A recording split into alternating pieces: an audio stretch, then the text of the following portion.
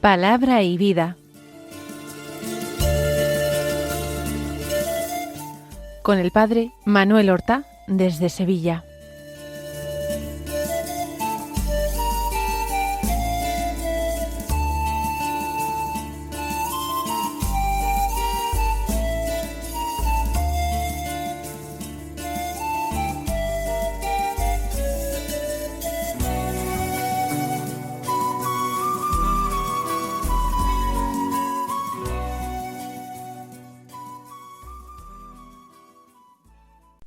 En el nombre del Padre, y del Hijo, y del Espíritu Santo.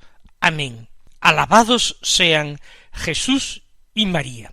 Muy buenos días, queridos amigos y queridos hermanos. Hoy es el viernes anterior a la solemnidad de la Epifanía, y este viernes es el segundo día del año, es el 2 de enero. Con este año recién comenzado, nosotros tenemos que orar con particular fervor, pidiendo al Señor gracia para vivir santamente cada uno de sus días, cada una de sus horas y de sus minutos. Tenemos que pedir gracias al Señor de esa perfecta conversión interior, esa perfecta conversión a la santidad que implicará el vivir intensamente el mandamiento del amor a Dios sobre todas las cosas y del amor a nuestro prójimo como a nosotros mismos. La Iglesia celebra el 2 de enero la fiesta de los santos San Basilio Magno y San Gregorio Nacianceno. Ambos son dos de los grandes padres de la Iglesia del Oriente cristiano, padres de la Iglesia, pero ambos fueron extraordinariamente amigos desde su adolescencia, con una amistad que fue creciendo en intensidad y en espiritualidad. Nacieron en el año 330.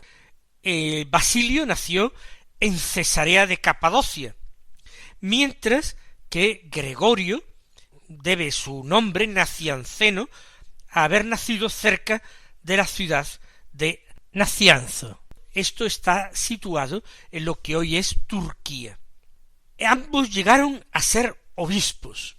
Basilio en concreto procedía de una familia cristiana, una familia que tuvo que educarle extraordinariamente bien, y con una elegancia y con una fe que llamaban la atención. Era un hombre de gran cultura, de gran inteligencia, pero también y sobre todo de gran virtud.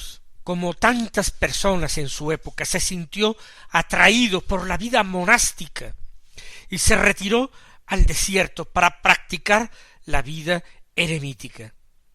Sin embargo, en el año 370, cuando contaba con 40 años, fue elegido obispo de su ciudad de Cesarea.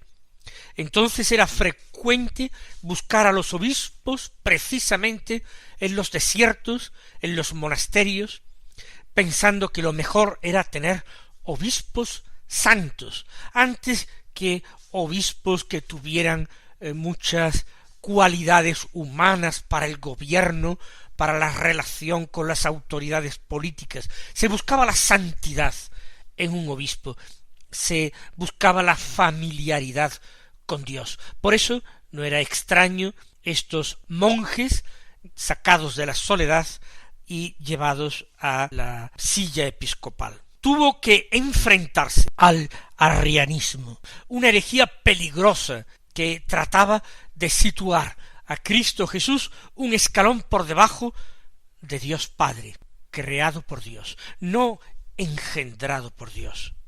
Escribió también otras obras de espiritualidad, de teología, y una regla monástica que todavía se practica en el Oriente cristiano. Murió el día 1 de enero del año 379, cuando contaba tan solo 49 años de edad. Mientras que Gregorio acompañó a Basilio para llevar vida eremítica. Ambos quisieron seguir juntos y darse a las mismas cosas. Fue más tarde hecho sacerdote y obispo, y en el año 381, con 51 años, mucho después que Basilio, ya había muerto Basilio hacía 2 años, su amigo Basilio, cuando él fue elegido patriarca de Constantinopla, el cargo más importante de la Iglesia oriental. Pero, precisamente por culpa del arrianismo, estaba la situación enrarecida. Había grandes divisiones en esa iglesia, y él se terminó retirando a su ciudad natal, o cerca de su ciudad, a Nacianzo, y allí murió también en enero del año 389 o del año 390, no estamos seguros, en torno a los 60 años de edad tenía cuando murió, 59. También escribió una serie de obras doctrinales teológicas importantísimas, de tal manera que fue llamado, incluso en su tiempo, Gregorio el teólogo. Vamos a escuchar ahora la palabra de Dios que estos dos santos padres de la Iglesia meditaron primero en la soledad del desierto y después en medio de las dificultades, de los trabajos y ocupaciones, del servicio a la Iglesia al frente de sus respectivas diócesis. Leemos en el Evangelio de San Juan, el capítulo 1, los versículos 19 al 28 que dicen así: Este es el testimonio de Juan cuando los judíos enviaron desde Jerusalén sacerdotes y levitas a que le preguntaran: ¿tú quién eres? Él confesó y no negó. Confesó: yo no soy el Mesías. Le preguntaron entonces: ¿qué? ¿Eres tú Elías? Él dijo: no lo soy. ¿Eres tú el profeta? Respondió: no. Y le dijeron: ¿quién eres? Para que podamos dar una respuesta a los que nos han enviado. ¿Qué dices de ti mismo? Él contestó: yo soy la voz que grita en el desierto: allanad el camino del Señor, como dijo el profeta Isaías. Entre los enviados había fariseos y le preguntaron: entonces, ¿por qué bautizas si tú no eres el Mesías, ni Elías, ni el profeta? Juan les respondió: yo bautizo con agua, en medio de vosotros hay uno que no conocéis, el que viene detrás de mí y al que no soy digno de desatar la correa de la sandalia. Esto pasaba en Betania, en la otra orilla del Jordán, donde Juan estaba bautizando. El texto que hemos escuchado del capítulo 1 de San Juan se sitúa inmediatamente después del prólogo de San Juan, que también nosotros meditamos. Es la primera parte histórica, así podemos decirlo, del Evangelio de San Juan. Comienza este Evangelio con el testimonio del otro Juan, del Bautista, cuando dice: los judíos enviaron desde Jerusalén sacerdotes y levitas a que le hicieran una pregunta. Posiblemente fueron también sacerdotes, pero normalmente la más alta jerarquía sacerdotal de Jerusalén no querría comprometerse con una aparición pública en el desierto a orillas del Jordán. No querrían comprometerse porque había la posibilidad que lo de Juan terminara mal, y ellos no querrían que se uniera su nombre o su entusiasmo al del movimiento del Bautista. También podría ser que los romanos tomaran a mal ese movimiento y quisieran aplastarlo, y los sumos sacerdotes y la gente rica, los que tenían más que perder, no querrían que se mezclara su nombre con esto, para no verse comprometidos tampoco ante las autoridades romanas. Por eso enviaron levitas, es decir, ayudantes de los sacerdotes, y otros sacerdotes, imaginamos que de menor rango, a que le preguntaran a Juan, ¿tú quién eres? Porque ellos piensan que Juan tiene que ser algo importante seguramente. Lo que está suscitando Juan y los centenares o quizás millares de personas que acuden donde él a confesar sus pecados y a recibir su bautismo, eso debe de verse algo. Es posiblemente Dios quien está actuando en la predicación y en las obras que realiza Juan. ¿Tú quién eres? Y él no se niega a contestar. Confesó y no negó, quiere decir que no rehusó dar respuesta a quien le preguntaban. Antes, al contrario, él quiso confesar, aunque su confesión fuera negativa: yo no soy el Mesías. Porque esto es quizás lo que estaban sospechando las autoridades de Jerusalén, lo que sospechaba mucha gente del pueblo. Y Juan no quiere que nadie se sienta engañado, no quiere despertar unas falsas expectativas. Yo no soy el Mesías. Qué agradable sería humanamente para él hacerse pasar por el Mesías, recibir el homenaje, el amor, el seguimiento, la admiración de la gente, como si él fuera el Mesías.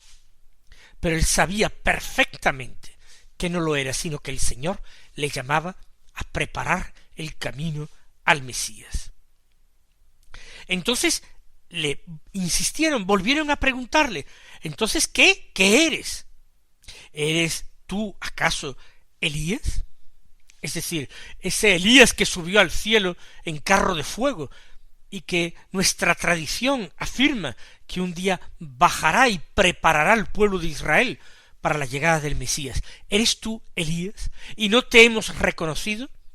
Ciertamente pensarían, no es imposible, porque la apariencia de Elías, al menos durante una buena parte de su vida, fue también una apariencia selvática, hirsuta. Elías era un profeta como de fuego, y Juan también lo era.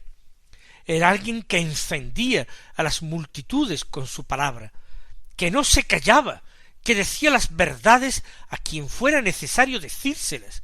Un hombre valiente, un hombre libre, un hombre que vivía en la verdad, un hombre inspirado, un hombre que realmente escuchaba a Dios. ¿Eres tú Elías? Pero él dijo: no lo soy. Conviene que nos preguntemos, ¿acaso se da una contradicción entre Jesús y Juan Bautista?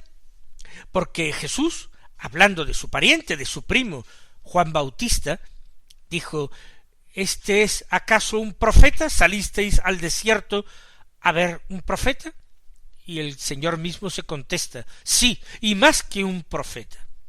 Este es Elías que había de venir.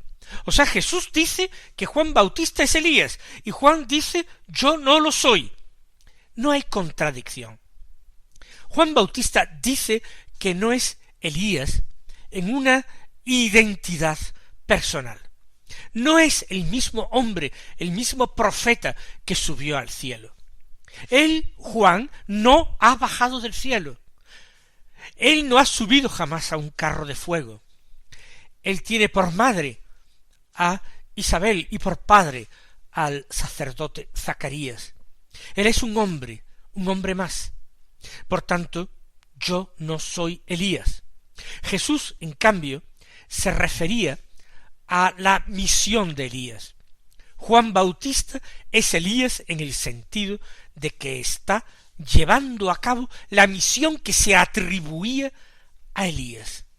Es figura de ese Elías que tenía que venir. Ahí lo tenéis, es Juan Bautista. Pero el Señor no pretende enseñar ni afirmar que haya una identidad personal, que sean idénticos los dos personajes, la misma persona, Elías y Juan Bautista. No, Juan Bautista es el Elías que esperaban los judíos, el Elías, no Elías en persona. De cualquier forma, como hemos visto, él rehúsa esa identificación y le vuelven a preguntar: ¿eres tú el profeta? Y respondió, no. Se habla de un profeta. No sabemos exactamente a quién se refieren. De hecho, se habla en los profetas de dos testigos enviados por Dios para profetizar la llegada del Mesías. Uno sería Elías, sin lugar a dudas, pero podría haber otro personaje que anticipara la llegada del Mesías. Sin embargo, el Bautista dice, no. ¿Quién eres? Para que podamos dar una respuesta a los que nos han enviado. ¿Quién eres? Los sacerdotes de Jerusalén, el sumo sacerdote, está preocupado. Si se van detrás de él, si escuchan sus palabras, si lo convierten en un maestro, ¿quién es? ¿Qué acreditación tiene para actuar así, para hablar y para enseñar así? ¿Qué dices de ti mismo? Y él contestó, yo soy la voz que grita en el desierto. Han escrito los santos padres de la Iglesia precisamente esa diferencia entre ser la voz y ser la palabra. La palabra no es solamente un sonido, la palabra lleva un concepto. La palabra es pronunciada para formar en la mente de los hombres una idea, una realidad espiritual, interior, intangible. La voz es solamente el sonido que puede acompañar a la palabra, el sonido que precede a la palabra. La palabra es la inteligencia, la comprensión, el concepto de algo. La voz la acompaña y la precede. La voz llega al semejante, a otro hombre, a mi prójimo, y esa voz permite que en mi mente se forme el concepto, la palabra. Yo no soy el Mesías, soy la voz que grita en el desierto. Humildemente, Juan Bautista está diciendo que su misión no es tan importante. Él es como el perro del pastor, que ladra para reunir el rebaño. Así hace exactamente Juan. Él grita, él vocea, él proclama para reunir ese rebaño disperso de hijos de Dios. Un rebaño disperso que se prepararía de esta manera a acoger al Mesías que estaba ya allí en medio de ellos. Soy la voz del que grita en el desierto. Y añade, allanad el camino del Señor, como dijo el profeta Isaías. Hay que prepararse, y que prepararse interiormente, prepararse moral y espiritualmente. Hay que corregir los vicios, hay que arrepentirse de los pecados y proponer enmienda de ellos. De esta manera, nosotros preparamos el camino, allanamos el camino del Señor.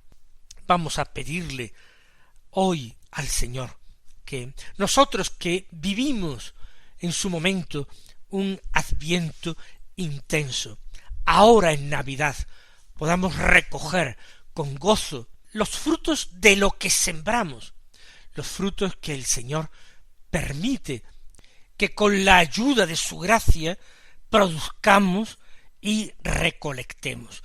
Que el Señor nos conceda esa luz y esa gracia.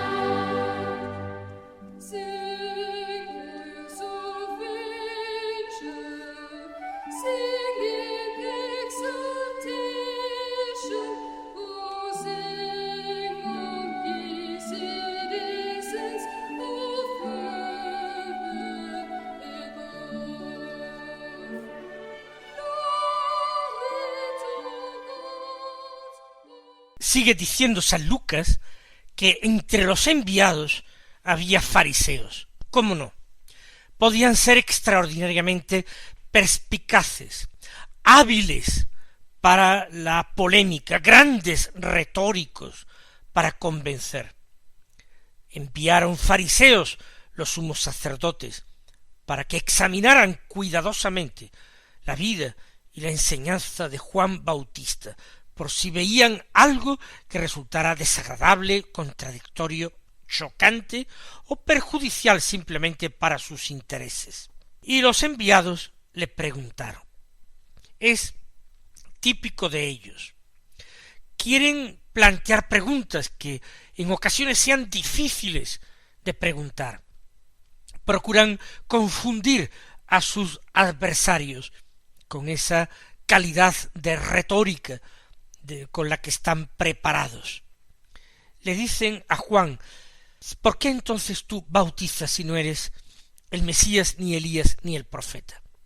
Si no eres ninguno de estos personajes importantes, ¿cómo es que te tomas esa atribución de practicar el rito bautismal para la penitencia y el perdón de los pecados?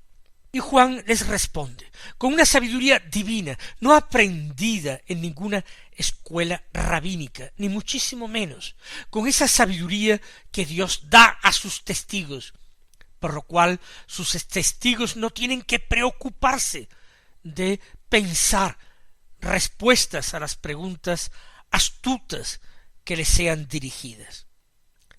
Dice: yo bautizo con agua. Efectivamente, allí están en el Jordán. El rito del bautismo implicaba sumergirse en el agua, recordando el pueblo nuevo que salió de las aguas del Mar Rojo, pueblo libre. El que murió simbólicamente en el Mar Rojo era un pueblo esclavo. Pero en medio de vosotros hay uno que no conocéis, que viene detrás de mí, al que no soy digno de desatar la correa de las sandalias. Esto es lo importante. Mi bautismo sí puede ser incompleto, parcial, pero aquel a quien esperábamos ya está aquí, ya está en medio de vosotros. Y lo terrible es que vosotros no lo conocéis, a pesar de que estudiáis las Escrituras. A pesar de ello, viene detrás de mí y no sabéis quién es. ¿Cómo podréis recibirlo? Yo no soy digno de desatarle la correa de la sandalia, y se trata de un hombre santísimo y austerísimo. ¿Qué podría decir de los demás hombres? Juan termina diciendo: esto pasaba en Betania, en la otra orilla del Jordán, donde Juan estaba bautizando. Tiene la inmediatez de quien ha sido testigo de aquellos hechos. Mis queridos hermanos, que el Señor os colme de bendiciones y hasta mañana si Dios quiere.